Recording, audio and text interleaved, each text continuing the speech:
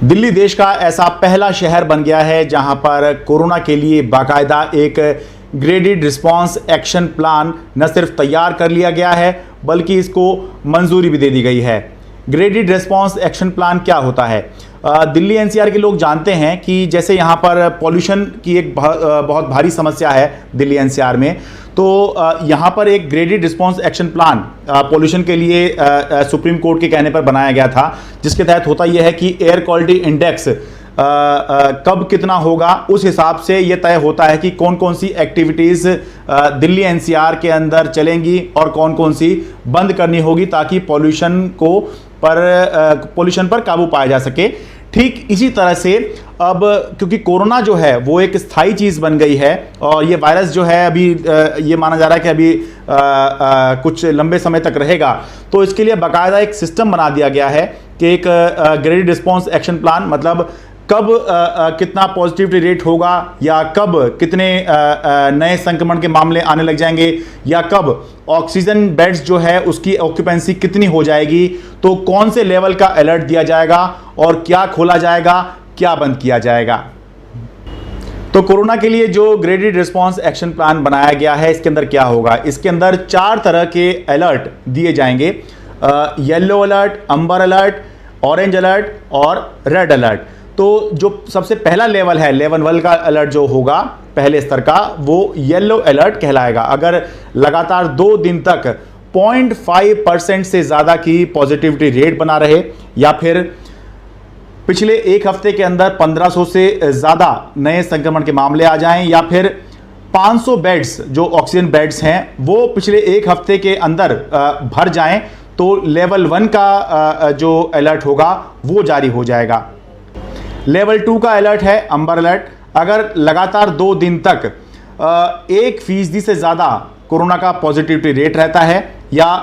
पिछले एक हफ्ते के अंदर 3500 नए संक्रमण के मामले आ गए या फिर पिछले एक हफ्ते के अंदर 700 ऑक्सीजन बेड्स भर गए, इनमें से कुछ भी पहले हो जाए तो लेवल 2 का जो अलर्ट है, अंबर अलर्ट है, वो जारी हो जाएगा।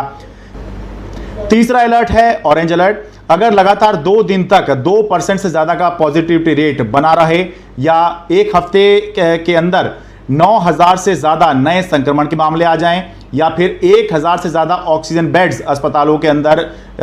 या दूसरी जगहों पर ऑक्सीजन बेड्स अगर भर जाएं तो ऑरेंज अलर्ट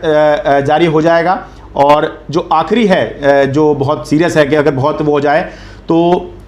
लगातार 2 दिन तक 5% से ऊपर का पॉजिटिविटी रेट अगर बना रहे,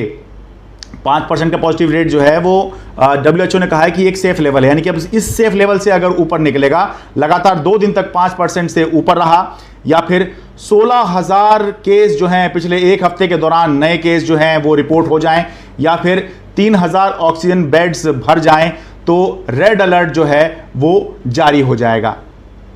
तो अगर ये 4 तरह के अलर्ट जारी हो जाएं तो क्या होगा? मैं ज़्यादा समय आपका नहीं लूँगा, मैं पूरी डिटेल डाल रहा हूँ। आप बस वीडियो को पॉज करके सारी डिटेल देख सकते हैं कि कब कौन से अलर्ट होने पर किस तरह की एक्टिविटी बंद होगी और किस तरह की एक्टिविटी खुलेगी।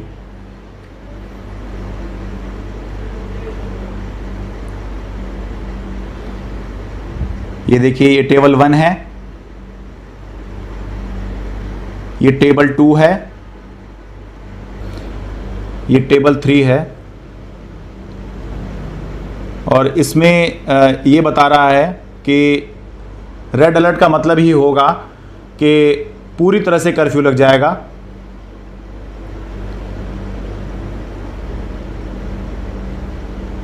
ये टेबल 4 है, ये टेबल 5 है। एक बताने वाली अहम बात यह है कि किसी भी अलर्ट के अंदर, चाहे अलर्ट हो ना हो, स्कूल, कॉलेज और शिक्षण संस्थान नहीं खुलेंगे। जो धार्मिक स्थल हैं, मंदिर, मस्जिद, गुरुद्वारे,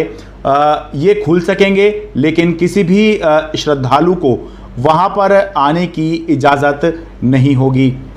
साथ ही किसी भी तरह के जमावड़े पर रोक रहेगी। शादी जो है वो किसी भी अलर्ट के अंदर शादी पर प्रतिबंध नहीं लगाया जाएगा, लेकिन हाँ जो लोगों की संख्या है उसको ज़रूर सीमित किया जाएगा। और अगर कोई अंतिम संस्कार भगवान ना करे ऐसा किसी को ज़रूरत पड़े, लेकिन अगर पड़ती है तो इस पर पहले भी रोक नहीं थी, अभी भी रोक नहीं है, लेकिन सीमित लोगों की संख्या के साथ ही ये चलेगा। एक बहुत अहम बात इसके अंदर ये भी बताई गई है कि ट्रैवल, जो डोमेस्टिक ट्रैवल है, इंटरनेशनल ट्रैवल तो जैसा भारत सरकार कहेगी वैसा ही चलेगा, लेकिन जो डोमेस्टिक ट्रैवल है वो कैसा चलेगा। तो डोमेस्टिक ट्रैवल में 3 तरह की कंडीशन या जो शर्तें हैं वो रखी गई हैं कि